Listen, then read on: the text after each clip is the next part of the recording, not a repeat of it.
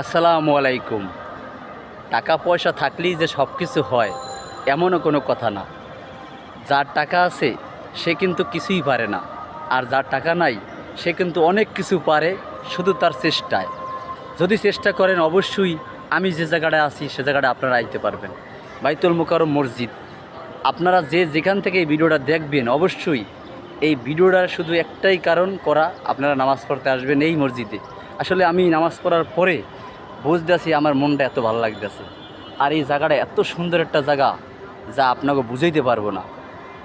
এই জায়গাটা আইসা শুধু বেশি না 2 ওয়াক্ত নামাজ বা 3 ওয়াক্ত নামাজ বা 1 ওয়াক্ত নামাজ পড়বেন, আপনাকে মনটা শীতল হয়ে যাবে, যেটা আমার হয়েছে।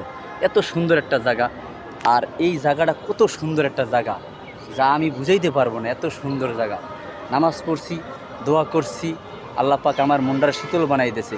আশা করি আরও একবার আসবো এখানে নামাজ পড়ার জন্য। আর যে যেখান থেকে এই ভিডিওটা দেখবেন, আর আপনাকে ঠিকানাটা বলি, এটা হইল যে যেখান থেকে আসেন না কেন বলবেন আমারে কাকরাইল মোড়ে নামাই দাও। কাকরাইল মোড়ে নামার পরে আপনি যে কোনো মানুষের বলবেন, আপনাকে ঠিকানাটা দেখাই দেবে। ভালো থাকবেন। আসসালামু আলাইকুম।